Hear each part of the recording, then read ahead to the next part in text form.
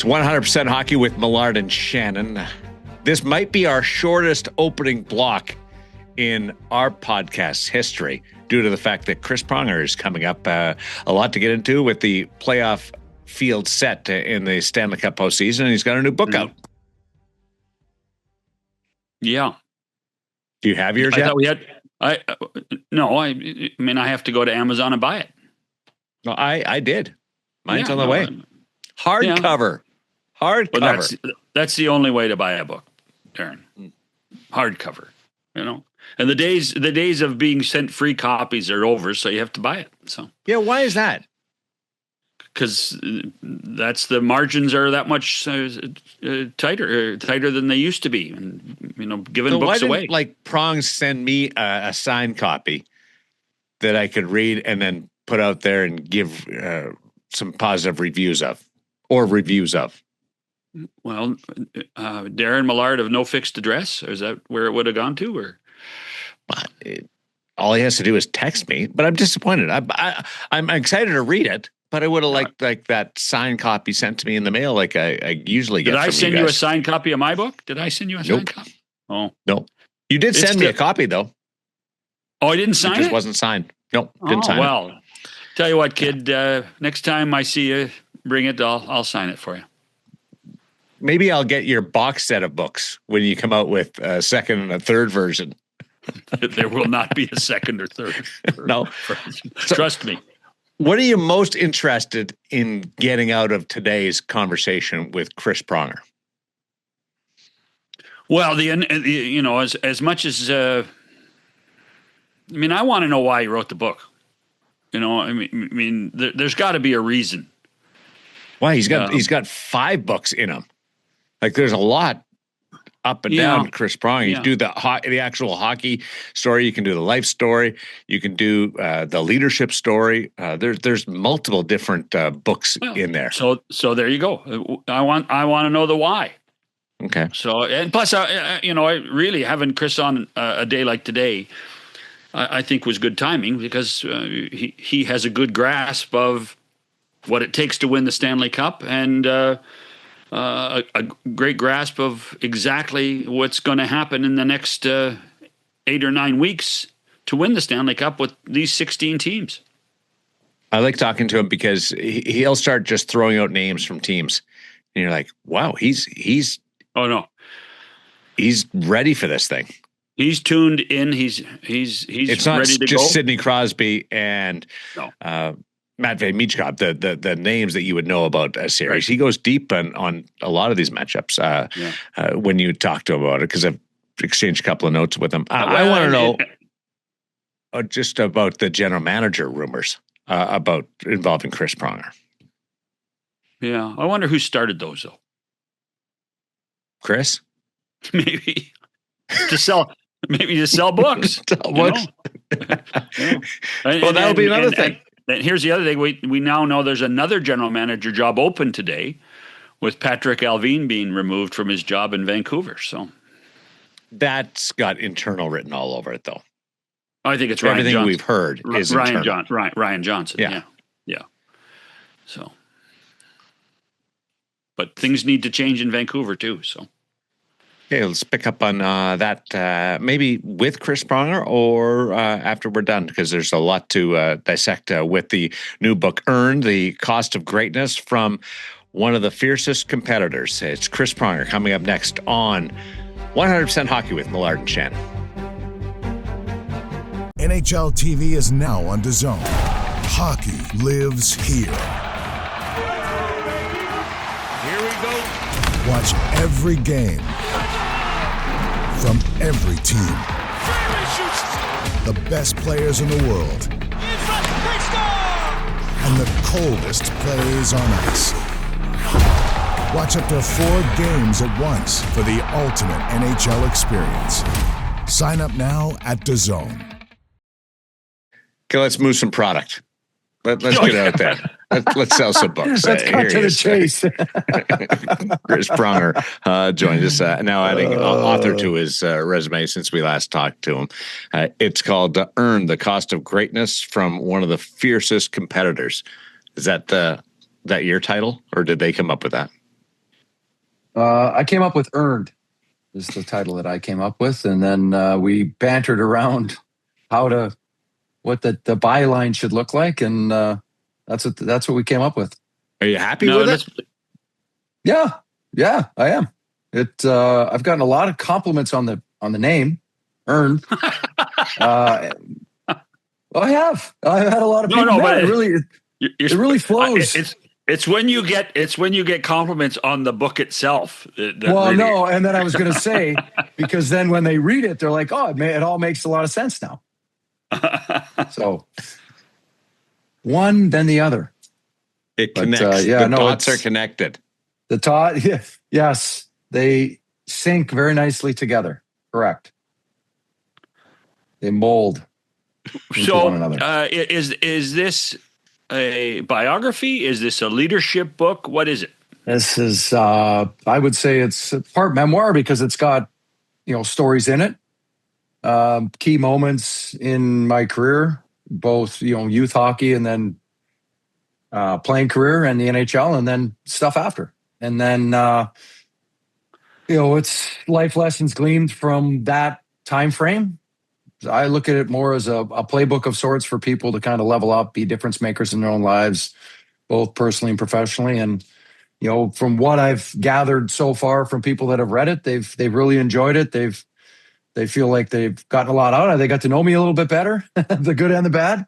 And, I think people have a view of you as a player, as an athlete, how you act, how you play on the ice, and they don't necessarily they can't differentiate between that person and the one that's off the ice. How easy or difficult was it to write about the bad? A lot of it was out there, maybe not the details of which, but a lot of it was out there. I think it's no secret, DUI and thrown in jail and all the rest of that stuff. And I think that's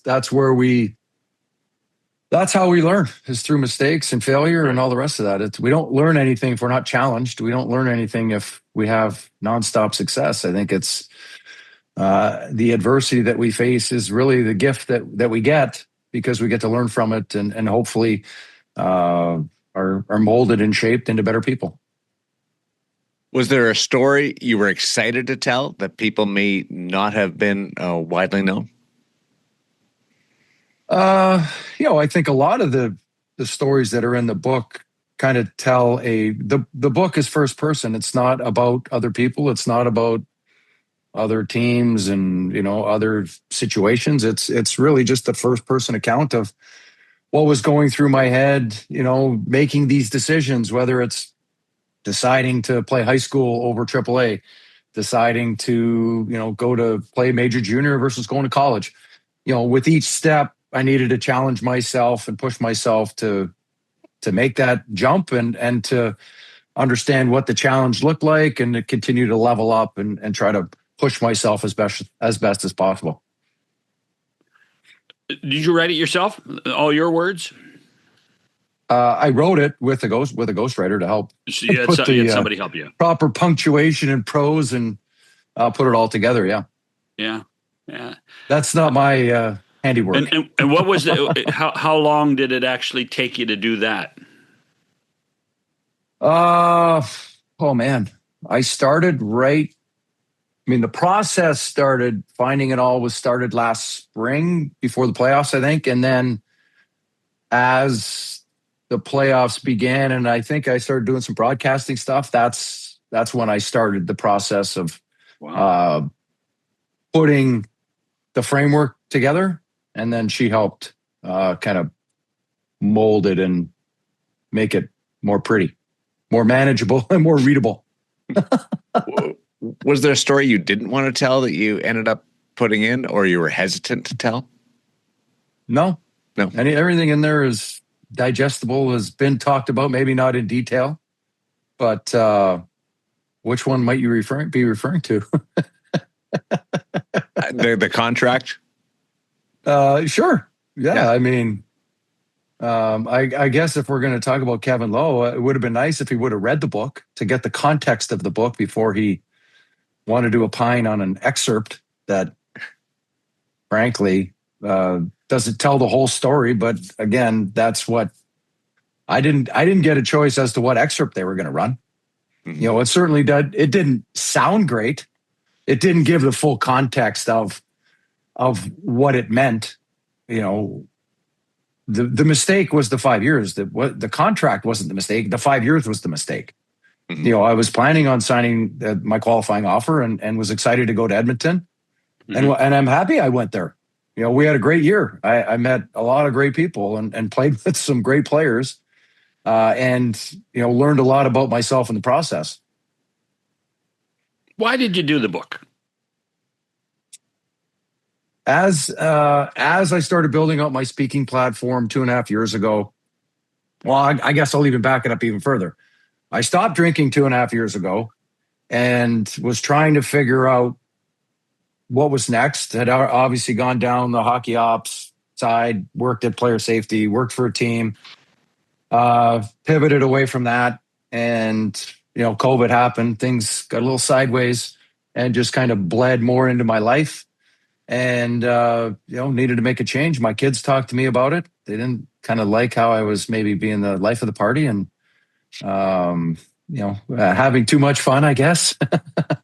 And, and it was starting to affect me in a different way, just with my concussions and everything.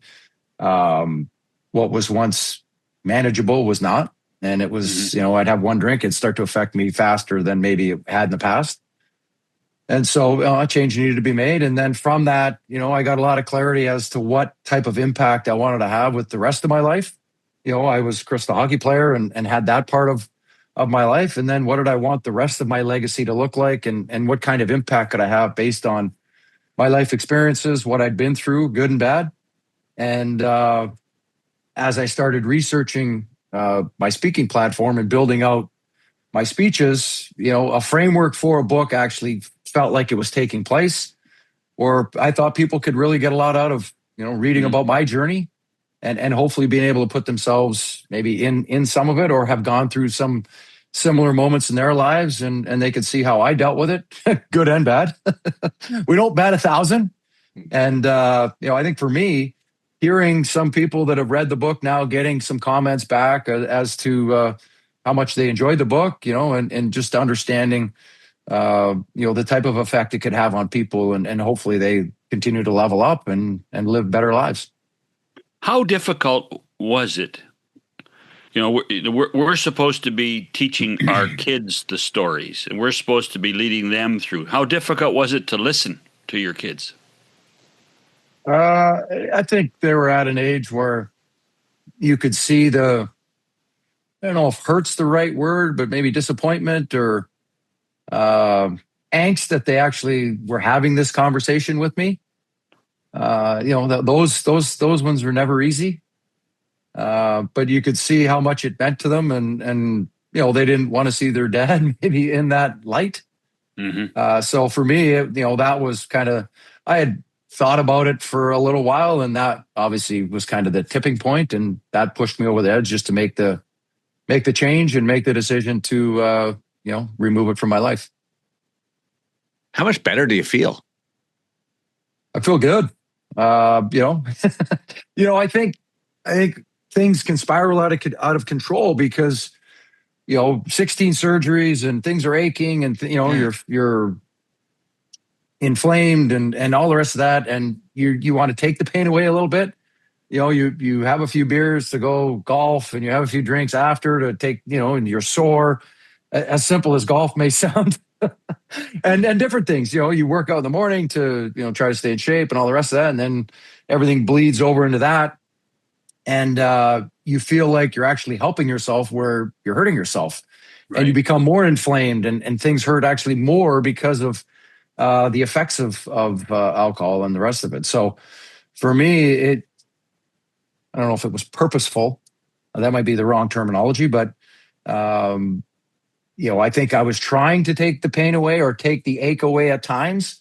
There was some coping, right? Yeah. And in the long run, it actually was counterintuitive and hurting me in the long run. So, I think once I removed that, the fogginess and things of that nature, the swelling, the inflammation, starts to go away and your body actually starts to feel better. Things start to improve.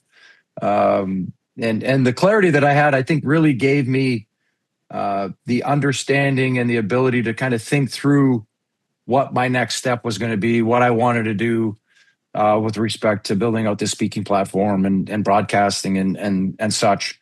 And so from all that, then the book kind of became a natural progression of how can these speeches kind of get to paper so people can read about it and hopefully be able to implement something into their everyday lives that can make serious change and real change like I did. Who on your inner circle did you share the first draft with to get feedback on it?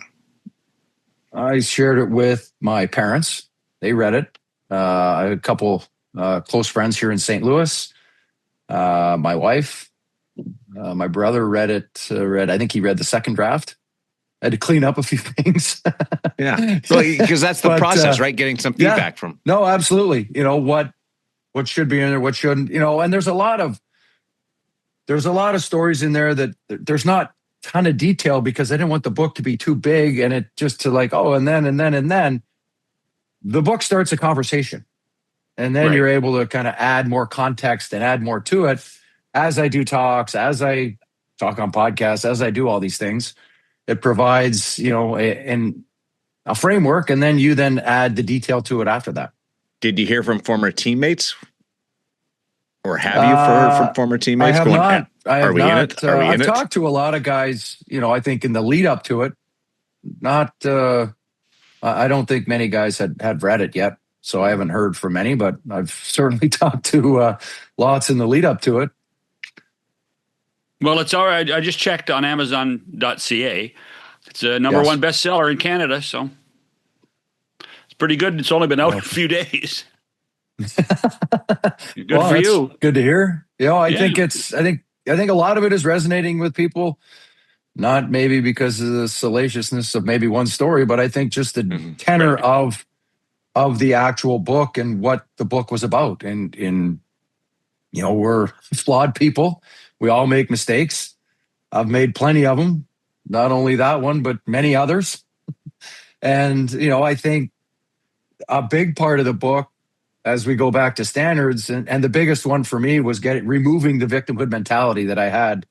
I think early on in my career, I had a great junior career and everything went swimmingly and there was not a lot of adversity.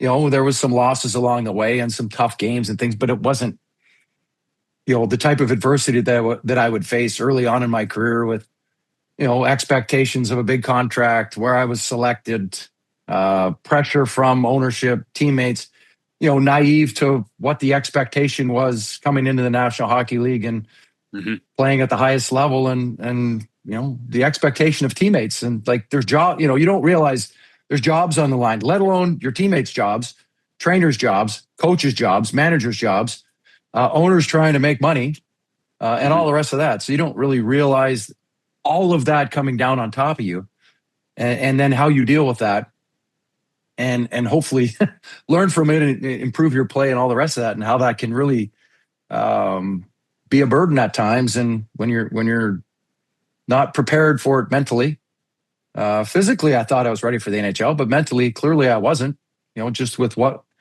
was kind of coming down the pipeline. And so, there were moments of maybe imposter syndrome and maybe pushing back against the man, telling me where to go, what to do all the time. Young 19-year-old trying to, thinks he's got it all figured out. That can be a struggle. That is part of the journey to learn how to do that. That is part of the journey. And the epiphany is that everyone goes through that. Everyone goes through that to some level. Yes, in some form or fashion. And at various points in their lives. That's the thing.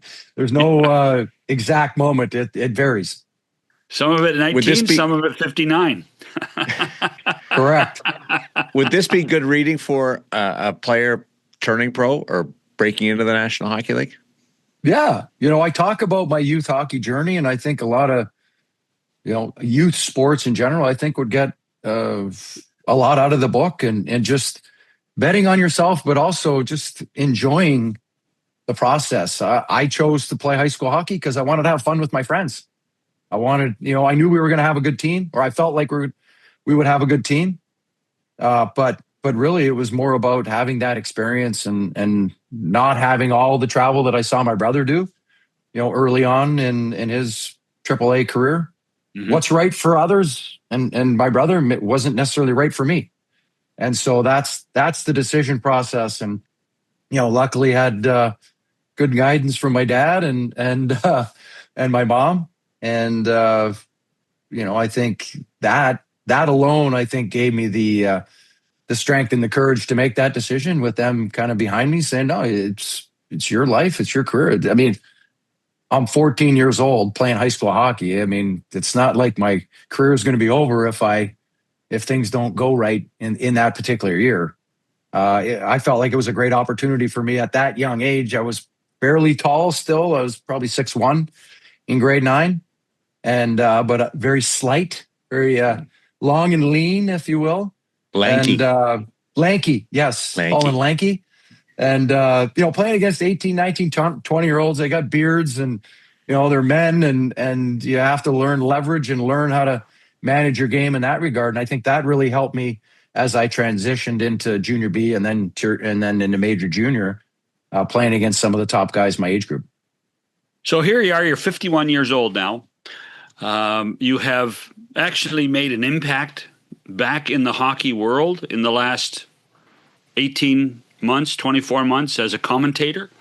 After you talked about, you were with Florida for a while. You worked for the NHL for a while. Can you live your life without hockey? And more importantly, do you want to live your life without hockey? Well, I think you're around it if you're broadcasting. If you have to, no, that's you what have I'm to saying. stay. I mean, could you walk away and say, "Listen, I'm comfortable in my own skin and I can do whatever I want, but hockey's not part of it"? I think I'm much more comfortable in my own skin now than I certainly was 18, 19, 20 when I struggled, in Hartford, and then the early days in St. Louis, and even beyond. I think sometimes the notoriety and the scrutiny and the eyeballs can be a little off-putting when you're not comfortable in your own skin and you maybe don't know who you are and what you're all about. And I think that if I was to walk away, I'd be fine. I think I've got a lot more things to do. I think as my career, was in the middle part and having as much success as I was having, I think I always looked at post-playing and trying to figure out what was next. Certainly was interested in, management and hockey operations, stuff like that, but also didn't want my sole purpose or my legacy to be only hockey. Right. And all about hockey. I think for me, it was trying to figure out what impact I could have outside of the sport and utilize the platform that I had to hopefully help people, live their lives in a more positive manner. Talked earlier just about clarifying things about Chris Pronger, getting to know the real Chris Pronger behind the stories. Do you think you were misunderstood at all? Like, I don't misunderstand you, but I know you a little bit better. Those that were around you every day. You scare the shit out of people. You scare the shit out of people. Good. Well, then you're not misunderstood. Well, here, I'll put it this way. I'll put it this way. I now I think when you go through the type of career I had, where people are on and off your bandwagon real quick, they're your favorite, and then they're not. You learn real quick who your real friends are, and your circle just gets tighter and tighter and tighter, and smaller and smaller and smaller. And I think part of this, I think people maybe are intimidated. I do hear that frequently because I'm not overly outgoing and I'm not quick to befriend people. I'm I would say very leery of people's intentions. I think from my upbringing and from all the things that I've been throughout the course of my career. So I hold people at arm's length until I get a read. I've got a pretty good gut now on people's intentions and maybe what they're trying to accomplish. And, I'm able to kind of get a read on who I want to get to know better. And but are you misunderstood? Who's interesting? Are you misunderstood, or were you? In what way? You're talking about people clarifying stories and clarifying who you really were when you played, getting to know you a little bit. I would say I wasn't. Well, when I played, I would say as a player, I'm sure I wasn't fun to be around at times. I was very intense, very purposeful, and having gone through all the early three years of misery and booing and all the rest of that, hardens you and provides you the grit and resilience you're going to need for anything else that's going to come your way later on. But it also really kind of, you're very intentional in what you're trying to accomplish, which was I wanted to win a championship. I wanted to be a winner. I wanted to help lead my team, whichever one I was on, to as much success as humanly possible. And I was going to hold myself to this standard, and I was going to hold my teammates accountable to this standard and push them every chance I got to get better, because my success was dependent upon how they performed and played as well. And if I'm going to play, if I'm going to be pushing myself harder than them, then, I could look myself in the mirror and hopefully they will see ultimately with time, as I've come to realize, maybe not in the moment, but in time, they come to realize that I had their best interests at heart and the team's best interests at heart, at how I was pushing them and poking them and prodding them. And as it relates to the media, which the fans would see more so than maybe those interactions with my teammates, I would hold the media accountable for maybe their questioning or line of questions. And how maybe that message gets delivered. I would utilize the media in a manner to do that as I learned how to manage that side of it as I got a little bit older and more mature. Would you do anything different? Well, here's what I would say. There are things that you would like to change, but I don't play the what if game. Everything happens for a reason. I'm a firm believer. Mistakes happen, failures happen, all the rest of that. Successes happen. All these things happen for a reason. If we start playing the what if game and start saying, well, geez, I wish I could change that. I really wish I didn't do that. Then how we're shaped and how we're molded, everything would change after that. Like I tell my kids, you can't change the fact that you didn't want to play hockey anymore. You can't change the fact that everything else after that is now altered. Mm-hmm. If I say, geez, I wonder what would have happened if I went to college. Would I have still been the same player? I don't know. I can't say for certain. I don't go to college and have the time of my life and enjoy it so much that my career falters and I don't play in the NHL, or I don't have the type of career that I had. And also, geez, I wish I didn't have all that turmoil and heartache early in my career and, be pushed at every moment to play better and, learn how to train properly and learn how to be a better pro and all the rest of that. All of that is what made me into the type of player that I became. And if I'm not a hockey fan, Chris, if I'm not a hockey fan and I want to read the book, what life lesson can I take out of the book? You're going to learn how to be resilient. You're going to learn how to bet on yourself. And first and foremost, you're going to learn how to hold yourself accountable and challenge yourself every step of the way. As you read the book, you're going to see moments throughout my career where I had a decision to make. Do I go left or do I go right? Do I choose this or do I choose that? Yeah. And then I needed to hold myself accountable to that and push myself and bet on myself to rise to the challenge and get better as a player, first and foremost, but then secondly, as a person. And I've said this a billion times. We don't bat 1,000. We all make mistakes. Some are bigger, some are on a bigger stage. But as life progresses, we hopefully learn from those mistakes and are able to become better people in the long run.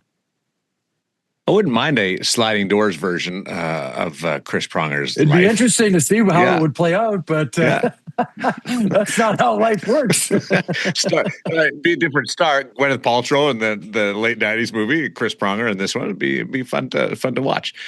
Can we take a break, John? Yeah, maybe we should. Can we talk hockey? Yes. We'll do that right How after about this. a little hockey? Playoff 100% hockey. Let's do this. With Millard, Shannon, and Chris Pronger. Stay with us. With the NHL app, you can listen to every NHL game right from your phone. And with home and away broadcast feeds, you choose your way to listen. And he scores! Whether you're at work, at the gym, or stuck in traffic, the NHL app puts you right in the action all season long.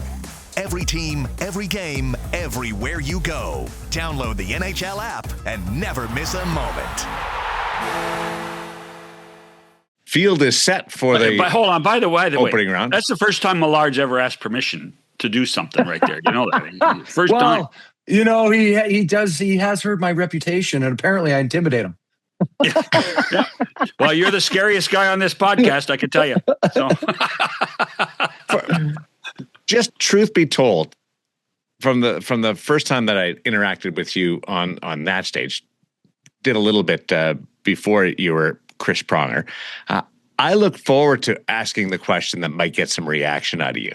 I didn't want to know the X and O's. I enjoyed the banter back and forth. And if you were going to tell me it was a questionable question, I didn't mind that. I enjoyed that sparring the banter with you. Yes, I don't know. exactly. I never understood why reporters were leery of that. You know what it is? They don't like the pushback. Yeah, that's wrong. I agree. That means you're asking a good question. Let me ask you this: why are they allowed to challenge me or my answer, and I can't challenge their question?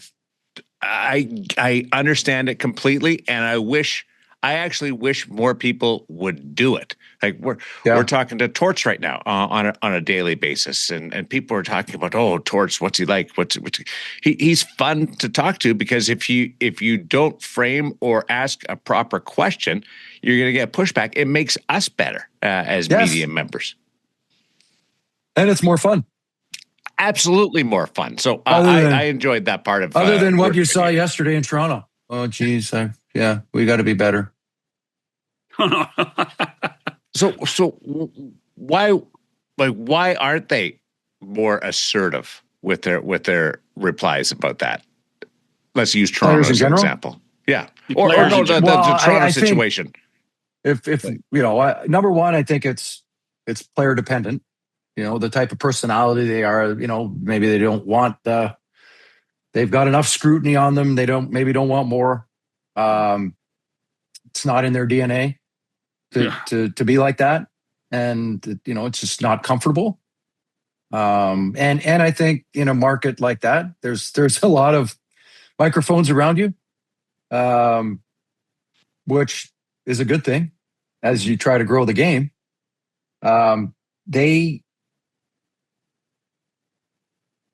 try to say as little as possible so that there's really no stories, which actually I think is counterintuitive to having all those microphones around. Yeah, even though you don't agree with the question, they're not going to.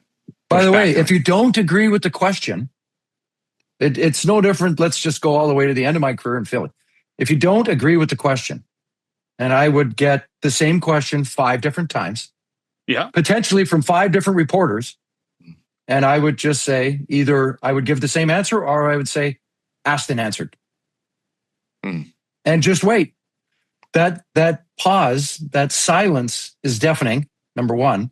And number two, I can wait all day here for you to ask the next question because I've already given my answer. And it also shows whether the reporter is prepared or not if they don't have a follow-up to it. Correct. To strengthen their argument. I work with Or it's like this, Daren, you can sit there, we could be doing this podcast or we could be doing a sit-down one-on-one. You could be staring at your questions, ask the first question, not listen to my answer, and then ask the next one. And I could say, but I just answered it in the first question. Or I just talked about peanut butter sandwiches and you didn't listen. Yes. You were too focused on what you're about to ask next. I work with Alec Martinez right now. We talk about this off air about the interaction with reporters. And he probably wasn't as bristly as you at times, but he would challenge and come back, and he wonders the same thing. Why aren't more guys like that?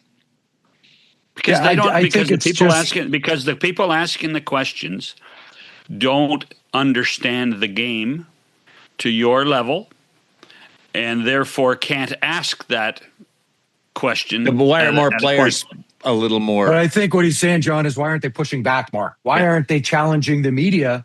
And I think what they don't want to get in that adversarial position or conversation because they don't want to extend the media interaction any longer than it has to be. Yeah, I also think I also think the culture of the game now, and this has been true for a long time. The culture of the game is you have to do interviews, okay, part of the job, but don't rock the boat. So for a lot of people, you get bland answers, and the writer on the other side, or whoever's doing what they're doing with their recording device, is just looking for some sort of quote. And it doesn't matter what you say. It doesn't matter what you say. Correct. But I got my quote. And so now I can write my story, I can do my feature, and I got my quote. And they got their six word quote. Got your soundbite. Yeah, that's right. That's right. And unfortunately, that's where we are right now. Because people like you, people that step outside of outside the lines, either get criticized or get hailed as stars. And sometimes the criticism is too large, and so you say it's not worth it to speak the truth. Let me just buffer it and go. And I will also add to that. When you look at add social media into the fray, it's no longer a 24-hour news cycle. It's literally a 5-minute news cycle. Yeah. People are so fast to rip out something new, or they want to get their 2 cents in because they want to be first, or they want to try to scoop people, what have you. It just becomes about what's next. So you don't get any, long form dialogue other than podcasts. You don't get that interaction. Oh, we're going to do a one-on-one sit down, and it takes up this much of the paper or the copy on digital media, and the bulk of what you said is cut. And they get to pick and choose the one or two moments without the context of the full conversation. Well, I mean, what the story was supposed to be about. Even what you talked about with the excerpt of the book in The Athletic, and you said it was an excerpt I had no control over, and people, that's the one they took. That's the one they took, and Kevin read it out of context. Well, and as somebody said, it says by Chris Pronger, like I was the one that placed I wanted that quote there. No, I wrote the book, so it's by Chris Pronger. I didn't choose that particular part of the book to put in this article. They did. But they're also trying to sell books too. And people should all realize that. They're trying to sell books, but they're trying to sell, their paper and their clicks and all the rest of that. Yeah. Correct. For the record, I would love to see you and Marty on a panel together. I think that would be fantastic if to just listen to the two of you, straight shooters. But here's the challenge, and this is part of the business that well, Daren, and Chris, you're learning. Do it in 3 minutes. That's the other part of the challenge. Is you got to be succinct to do it in 3 minutes. I just have to set them up, and then they would go. It's not. But the problem is it's going to be cut. What John's saying, as producer John says, it needs to be cut into a certain way to then. Well, and as soon as you get emotionally involved in the conversation, Chris, we got to go. 10, 9, 8. And then you say, well, I just got going. I thought he was going to do the whole countdown. Yeah. I might have to on you one day. Who's the favorite in the Pronger Bowl? Edmonton, Anaheim. I would say I think of the matchups that Edmonton could get, that's not the best because of. I thought you were going to go the other way.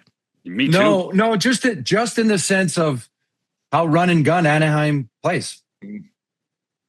Because Edmonton plays that way. And if they tighten it up defensively, then maybe that's not a good matchup for Anaheim. But if they decide to run and gun with them and think we can outscore them, And Anaheim's got a lot of young scoring power that, frankly, they've never been in the playoffs. This would maybe be the biggest drawback is the lack of experience from those young players. But that also could be an added bonus that they don't know what to expect. And they're not younger players in this era. They don't seem like they're scared of the moment or the magnitude of what they're about to what's about to take place. So that, when they get into Edmonton and see that building going crazy, that might be eye-opening, or they might love it. They might love the magnitude of that moment, and it might elevate their play. You never know, because they are so young. And they have some veterans that have been there that have, if you look at Trouba and Kreider, they've been to finals. Killorn's won a cup. John Carlson's won a cup. You look at the depth pieces and the veterans around them, they can impart a lot of wisdom. So from a matchup perspective, because of the Leo Carlsons and Cutter Gauthier and Beckett Seneca and young Mason McTavish, is he going to get it figured out? There's a lot of young star power in Anaheim, and can they catch lightning in a bottle? If they don't, then I think it'll be over quick for Edmonton. But if they do, I think they might take Edmonton to the precipice. You never know. What value do you give to Joel Quenneville's influence on the team, considering his experience at this level? I think do we overvalue coaches? No, I think now is when the coaching matters. I think if you look at the year, he's been letting them gain experience. He's been playing these young guys. He's obviously been teaching. I think a critical player in this matchup is going to be Jackson Lacombe. He's going to be tasked with shutting down McDavid. And he's probably one of the only guys on that team that can keep up to him. He's an excellent skater. Maybe not quite speed, pace-wise as McDavid, but he can do it. So in that regard, that'll be a challenge, and Joel will put them in a position. And this is where coaching actually really matters: is in the playoffs, matchups, in-game changes, and things of that nature. That's where his experience. That's where in the 3 cups they won in Chicago, it wasn't the start of games; it was the in-game alterations and changes to whether it be the way that they played or the lineup. And who was playing on what line. He's not afraid to move guys around. And I think we'll see that in this series. He might start guys different on the road than they do at home and all the rest of that, just to get the right matchups that he wants. And I think the addition of Carlson gives them a lot of optionality in how they partner up guys on the road and at home. Your impression of what John Tortorella has been able to do, 7-0-1 down the stretch since taking over in the final 8 games of the season. I think not knowing, I guess, the temperature, apparently, if I'm going by all media accounts, it wasn't great with Bruce Cassidy. I guess he'd lost the locker room. I guess the 7-0-1 stint for John Tortorella tells you that he lost the locker room. I know their schedule has been fairly easy for the most part, but you still got to go perform and play.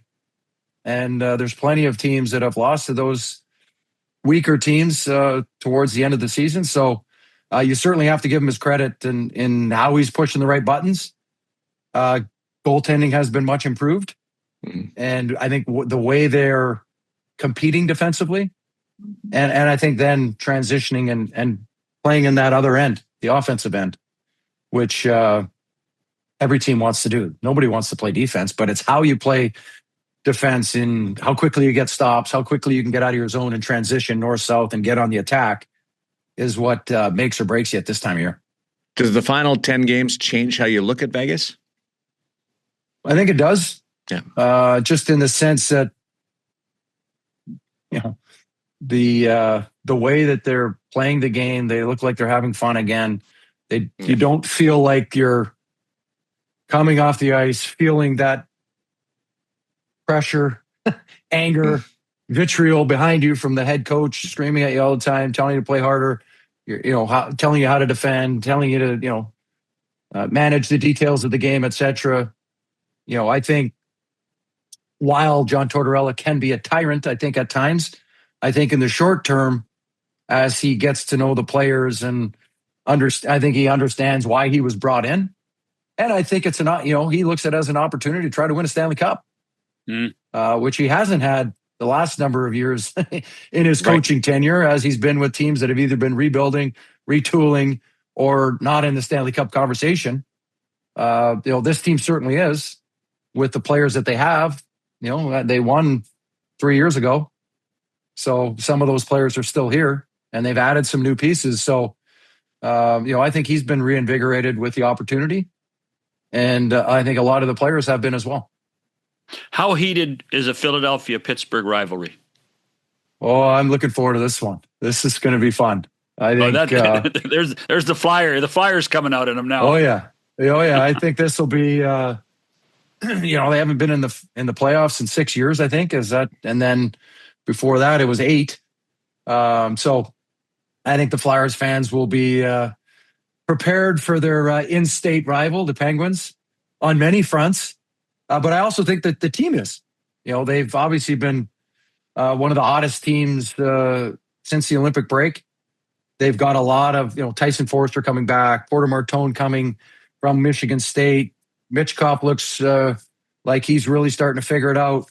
Up the middle, they've been getting contributions from Dvorak, Couturier, Zegras bumped into the middle. The back end, Jamie Drysdale's coming into his own. They've really had, and then the goaltending has been outstanding. And that is a recipe for success. And can they do that in the playoffs? I think that is the big question with a young team like this. And Rick Tock has a lot of experience, having been in Pittsburgh and won cups as an assistant, to understand, as we talk about Joel Quenneville, understands in-game alterations and changes. That's going to be important for Philadelphia too, with Pittsburgh. How healthy are they? How healthy are their stars? And I think you'll see Philadelphia try to lean on those players early on in this series. Think this will be fun for Sid? I think fun in the fact that he's finally back in the playoffs. Yeah. I suspect they will try to lean on him as much as possible. I think you look at, I like seeing Sid battle and get greasy little sandpaper into the battle. That's my favorite part about watching Sid. Vitriol. Yeah. I have to imagine that he's prepared for all of that and then some. And just, when you haven't been in the battle in a few years, that you have that and you're back, you get that taste for it. Obviously, a tremendous amount of experience and playing on the highest stages and winning Stanley Cups and all the rest of that. This is why he's playing. Mm-hmm. At his age, this is what you came back for. This is why you're playing, is for these opportunities. And I think the type of year they've had, from Erik Karlsson to, Gino Malkin to Letang, to all the guys who've had career years again. Anthony Mantha, Brian Russ had another good year. Rickard Rakell, Ben Kindle, youngster getting a taste of the NHL and now getting his first experience in the playoffs. They've got a lot of guys that have worked out.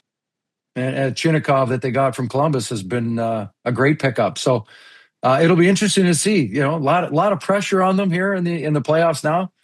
Dan Muse's first kick at it as a head coach. So we'll see how that series plays out. But that's going to be a fun one to watch. What's it like to?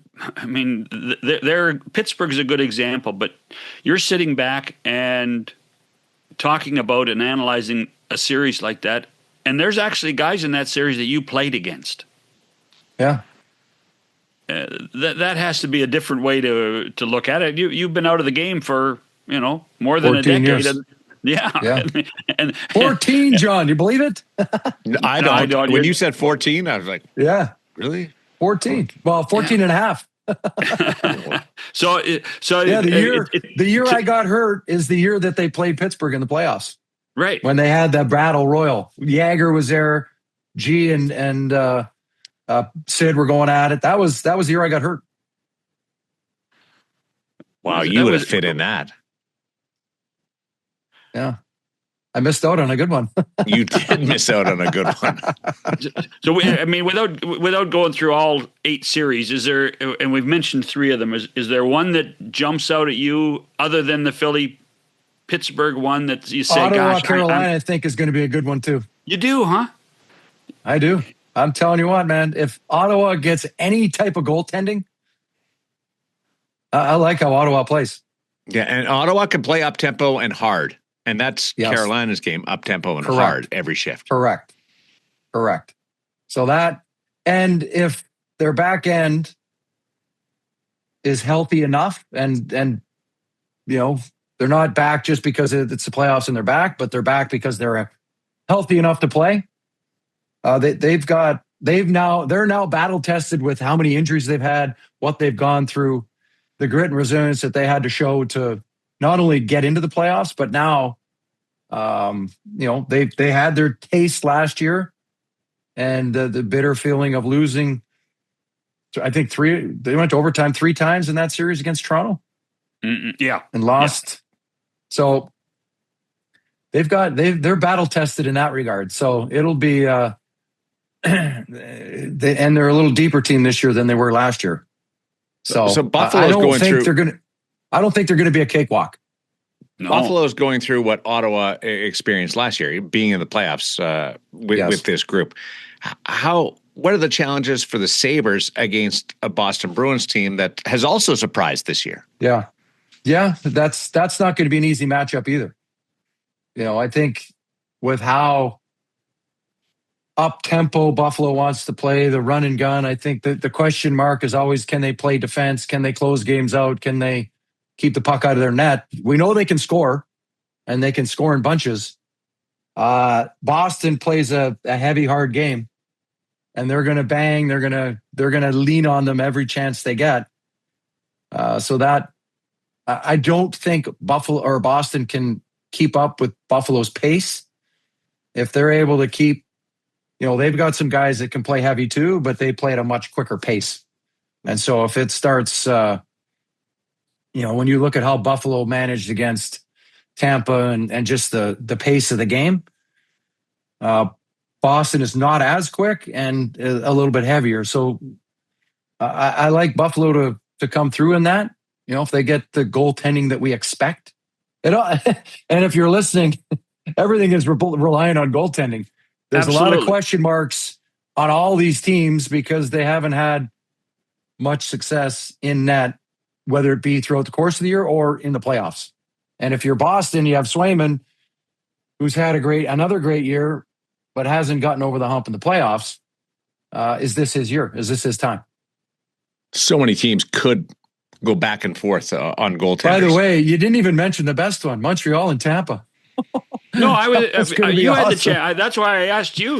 What series were you looking forward to? Series. That's going to be an awesome series. That's going to be a lot of fun. Why do you like that? Just the way these two teams play, the skill level with which they play, how connected they are from the defense and forwards, and how they move up and down the ice. Again, similar to Ottawa, Montreal got a taste of the playoffs last year for their young guys. They're that much older, that much wiser. It's not new to them anymore. Again, it's amazing to think this in the NHL, but again, the question mark for Montreal is the goaltending. Yeah. Yep. And how they defend. Tampa, it's not. Tampa's not. The guys want a cup. It's okay. We know what we have. It's how well we play in front of them. It's what we give up. It's, what kind of offense can we provide? They're battle tested. They've got a lot of experience, and is it, Montreal catching, we can say it's not necessarily lightning in a bottle, but, continue on this meteoric rise they're on with respect to how these young guys are playing and developing and evolving into the types of players that the Montreal management thought they could be. But John Cooper has changed the DNA of his club to be, quote unquote, the toughest team in the East. And is this going to be one that's won in the alley? Is it? I think it's team tough in the sense that it's not necessary. As people tend to think when we say tough, we think fighting, and I think it's more how team tough is how hard you compete. Each and every player along the wall, in the corners, behind the net, in front of the net, the will and want to win those loose puck battles. And night in, night out, every single player on Tampa fights for the puck. They compete relentlessly, doggedly to get a puck and win those puck battles.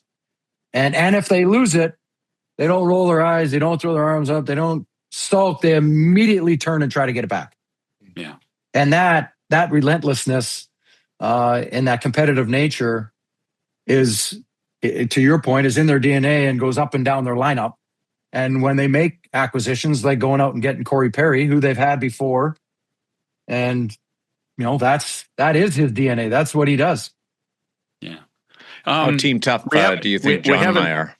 We're team tough. Vicious. Yeah, vicious. Well, I like you guys that. are vicious. We haven't mentioned Dallas, Minnesota. Yeah.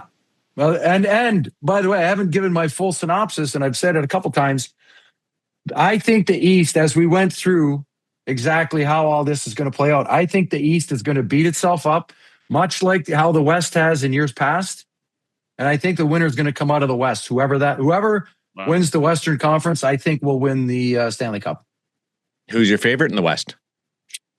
I really don't have one. I think it's I think it's tight. I think it's tight. I don't think Colorado's going to run away with it. I don't think they're going to roll over. They play LA, correct? LA, yeah. Yeah. I don't think it's a terrible matchup for them, but I think if you've watched LA play the first half of the year, and then since the Panarin acquisition, they can score a little bit more, but they can play a stingy type of defense. They do not give up a lot. Mm-hmm. And so does that frustrate? If they're able to play that way against Colorado, does that frustrate Colorado in the sense that they can't run and gun and play a high octane offense? Okay, so we need a soundbite. We need a good soundbite because we need to, we got to take advantage, and we got to keep it in context. A book excerpt. Yeah. We need a book. Yeah. How many general manager interviews are you going to do this summer? This summer? Yeah. 0. How many have you done? 0. How interested are you in doing one? A GM?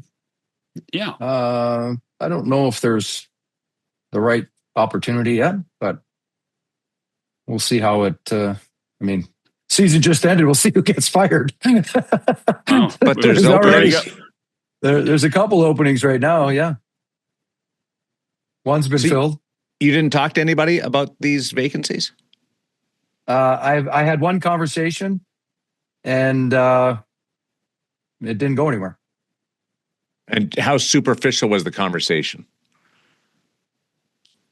Was it point-to-point contact, or was it through an intermediary? No, it was an intermediary. Yeah, no, it was an intermediary. And you weren't? Were you interested in it? Yeah. I was. I did my research and talked about, kind of how I would operate and how I see things, how I would, my, I guess, ideas behind roster construction and things of that nature. Hockey operations, how it should be run. I want to know why. I want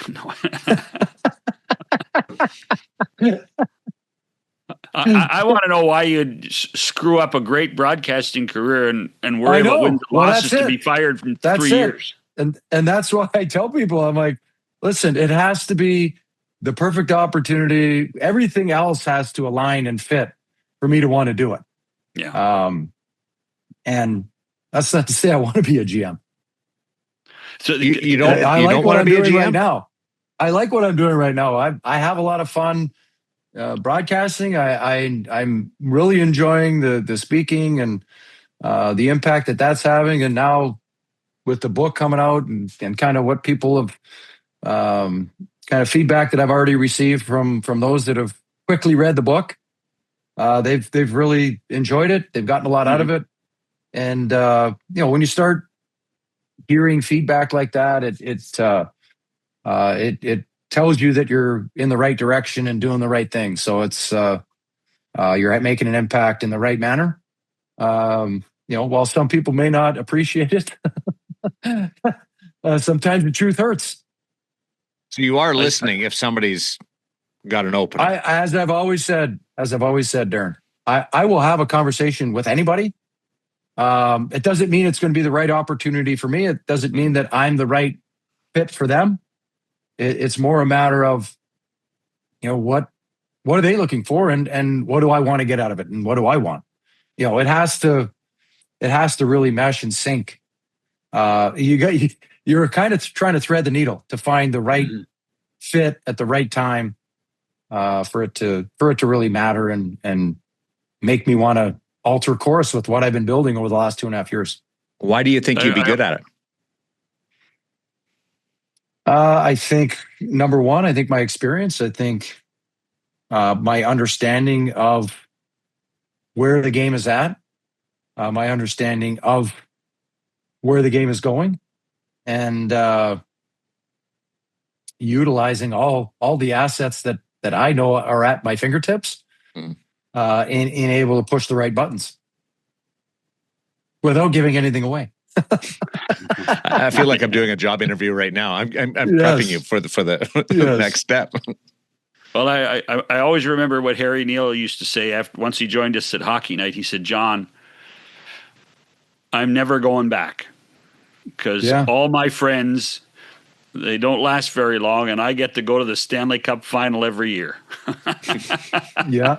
It's I'll tell you what. It seems like the job protection is getting shorter and shorter and shorter. The window with which you have to work and operate is very small. Yeah. You on a book tour? Are you going to do it in person or virtually? I am doing a couple of book signings here in St. Louis over the weekend. And then I'm setting some stuff up in the future with everything going on with the playoffs and whatnot. Timing didn't kind of work out, but and I didn't know who was going to be in the playoffs, who was going to be done, all the rest of that. So I will most definitely be doing stuff in the fall in various cities. So I'll be doing some book signings and events and stuff in the fall for sure.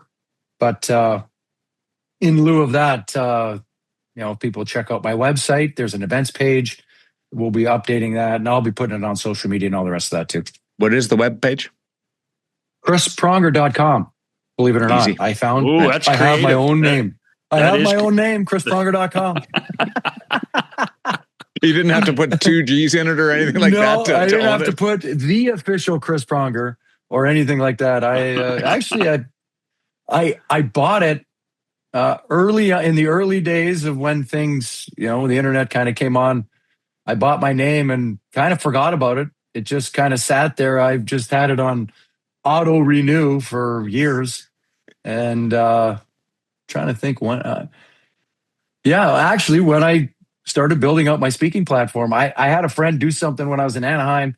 It kind of sat there dormant. Then it went dead, and then realized, I got my name. I had to go get it again, and I think it had locked. I think whichever platform I had it on had locked it because it had been sitting dormant for so long. So I had to kind of go through all the process of getting it back and new passwords and all the rest of that. But I'm back in business. I got it. Attaboy. Earned the cost of greatness from one of the fiercest competitors by Chris Pronger. Congratulations on it. Thank you. You've got a couple of books in there, and I'm happy that you got started on this journey. I can't wait to watch the Stanley Cup playoffs and lean on your opinion throughout. Appreciate it, and good luck, buddy. Thank you. Appreciate it. The intimidating Chris Pronger. We're back with the fierce. Oh, please. duo of John Shannon and Daren Millard. 10, 9, 8, 7. Go to break. Back Bye-bye. NHL TV is now on DAZN. Hockey lives here. Here we go. Watch every game from every team. The best players in the world. And the coldest plays on ice. Watch up to 4 games at once for the ultimate NHL experience. Sign up now at DAZN. So there was something to the GM conversation with Chris Pronger. Yeah. He laughed off when I said Toronto. He was laughing. I don't think it was Toronto. So You don't? no. I think it was. Well, And again, it wasn't an official conversation. It was through somebody. Okay, so but let's call a spade a shovel. Okay.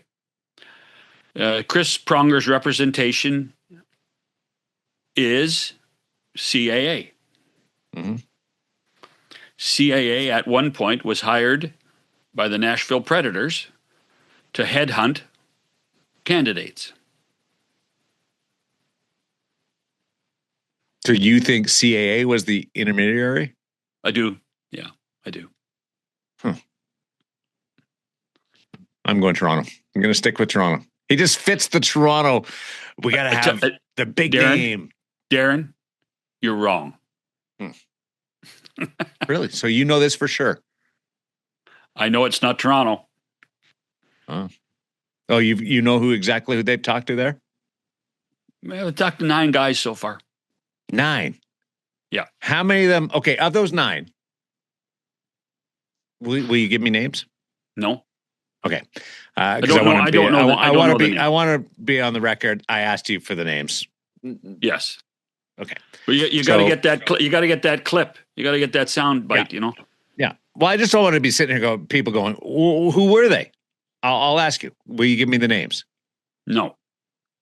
Okay. Asked twice now. Of those 9, what's the split between traditional hockey people and the data focused contingent? I honestly, I don't know. I don't know. Are there a couple of data focused people? Oh, I'm sure there were. Yeah, I'm sure there So were. John Chaika, he was analytics I don't based know. I don't know. in Arizona. I don't know. Would he be one of those 9? I don't know. Why are you asking me this stuff? Well, you said you know who the 9 are. No, I didn't say I know who the 9 were. I said they were 9. Then I didn't say I knew they were 9. About. So you don't know who those 9 are. So that's why you couldn't give me names, because you don't know who the 9 are. That's right. I told you that. I don't listen all the time, but I listened enough there to think that you were aware of who the 9 were. No, never said it. Never claimed. I think it. you're changing your story on me on the fly. This is a fluid conversation. Oh, you're getting in playoff mode, huh? How many playoff games do you get? How many playoff games do you get? How many playoff games do we get? Yeah. On your regional show, you get 5? We get the first round. Not all 7 games? Right now we do. Are you sure? Yep. Okay. Right now we have all 7 games. So we have a big 1-hour pregame show out on the mezzanine overlooking the plaza in Vegas. And then we go inside for the opener, and the Utah Mammoth are the opposition of the first round. First ever playoff game in Salt Lake City coming up. So that's going to be exciting. The only weird thing is there's 2 days between games 2 and 3, and 2 days between games 3 and 4. Yeah. So I wonder if the Golden Knights come home? I think that's an option. Yeah, it is. Absolutely an option. It's an hour flight. Like if you're chartering, it's a quick turnaround. If you're flying commercial, you got to wait for the next day, you come back, and then you got to leave the next day. So I'm not sure it's worth it if you're flying commercial, but for the team, why not? Yeah. And I think playoff rules, you have to practice or be available in the city where the games are being played. Not in the first round. Not in the first round? No, not the rules are a little more lenient in the first round. Then I would come home. Yeah, so would I. Don't By the way, we for, said we were going to touch on Vancouver with Patrick Alvin being relieved of his duties. Jim Rutherford still in charge of hockey operations there. So, why Patrick taking the fall for this? Well, I think that is the answer. There needed to be a casualty for the worst record in the National Hockey League. But he didn't have any control over the Hughes situation. Well, how do you know? Well, the fact that Quinn wouldn't stay. Quinn wouldn't stay. Yeah. Well, and Patrick, probably did a pretty good job of getting 3 players and a draft pick. Yeah, I like the return of that trade, dealing from a position of weakness. And then you go back a year, and the whole Pedersen situation, and JT Miller, he didn't have any control of that. I don't know how much he could have done about that, other than trading a different guy instead of Miller and keeping Miller. Yeah. I feel like he's a bit of a scapegoat here. I think that's probably got some truth to it.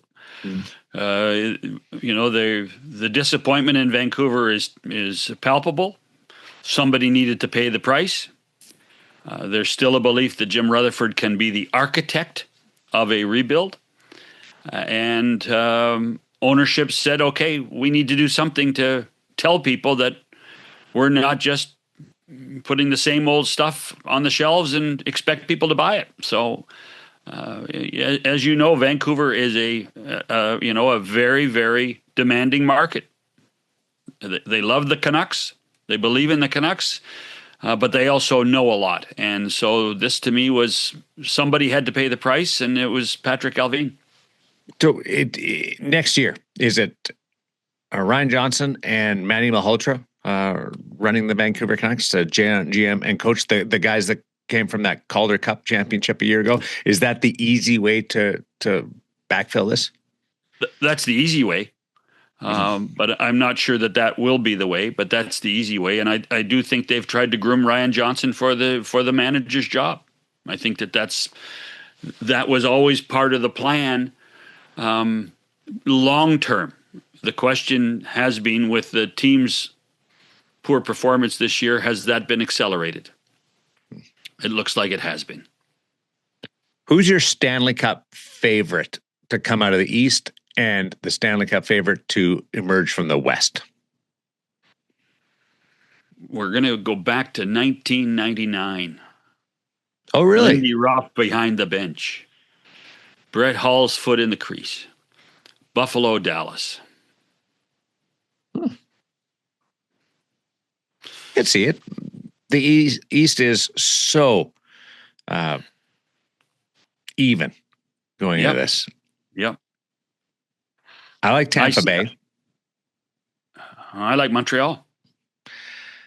I like Tampa Bay coming out of the East, and the way Vegas 10-game point streak is just red hot, and they just got that feel about them right now. Although hard to look past the Colorado Avalanche. Dallas, I tell you what, Dallas, Jake Ottinger, there's some weight on his shoulders to get this done this year.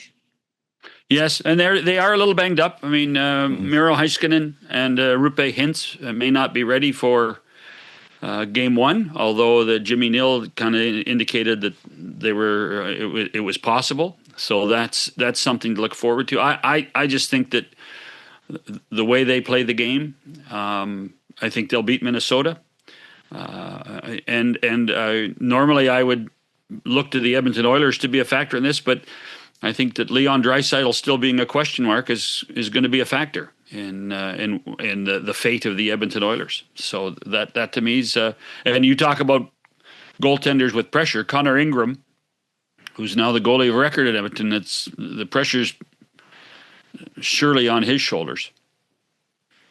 Isn't he not playing with house money a little bit? Yeah, but you're still a competitor. You still have to win.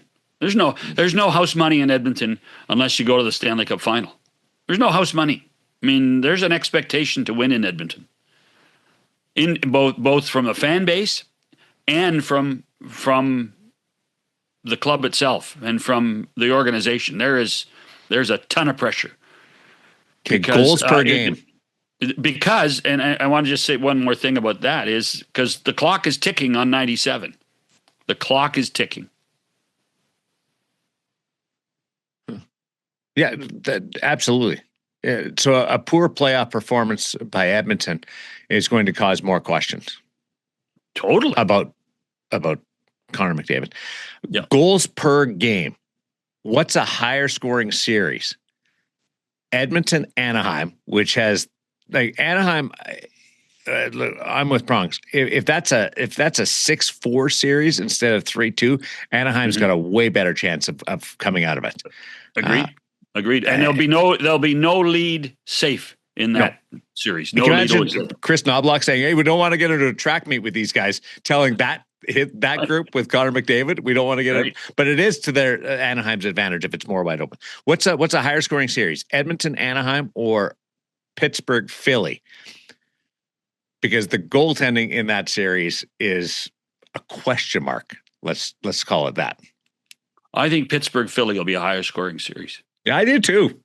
And for me, the question becomes, if you look at not the forwards on both of those teams, but you look at how stable the sixth defenseman for Philly versus the sixth defenseman for Pittsburgh will be.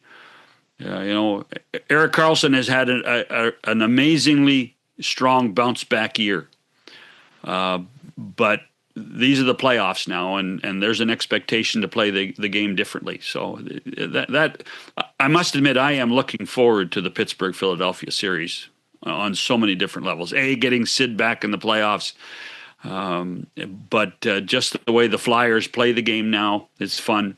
And that Martone ad, it's given Philly something. Absolutely, yeah. Much more than I ever thought it would.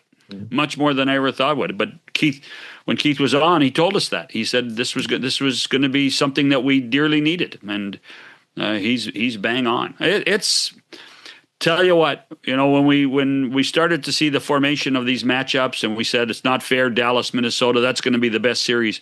There are 6 great series. There are 6 great series happening, and you know what, I actually wonder, other than Los Angeles, Colorado,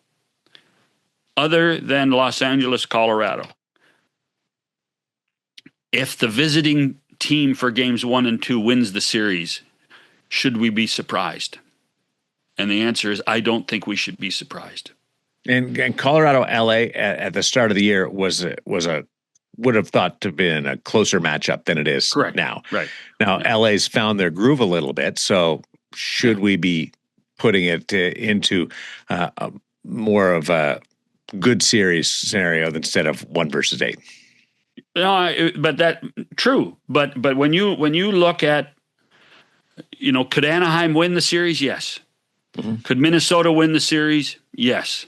Could Utah win the series? Yes. Can Boston win the series? Yes. Can Ottawa win the series? Yes. Can Montreal win the series? Yes. They all can. There should be no surprises. That's how. This is how you teach broadcasting. When you're a professor, do you ask and answer your own questions, or do you let your students respond? No, I ask them how many times I have to tell them things before they get it right. Because if they say you have to tell me 4 times, I'll tell them 4 times. If they say no, you have to tell me 9 times, I will tell them 9 times. Just don't let me have to tell them a 10th time. That's all. That's the John Tortorella rule. I don't think I would do well in your class. No, you'd be out in the hallway about 6 minutes in. Would I get a desk in the hallway? Would I have to sit my ass? No. Actually, the hallway may be an exaggeration. You'd be in the parking lot. You'd be gone. You'd be gone. Expelled? No, from Professor Shannon? Non-refundable. Enjoy the opening weekend, pal. Looking forward to you too. Have fun. 3 straight days of game ones because the one series, the LA Colorado series, won't debut until Monday. So it's really cool. It's Edmonton. Edmonton, Anaheim is Monday. Edmonton, Anaheim is Monday, right. Edmonton, Anaheim is going to be one of the more fascinating first-round series, but there's a lot to look forward to. And we'll catch up with everybody next time on 100% Hockey with Millard and Shannon. Hit that like button, everybody.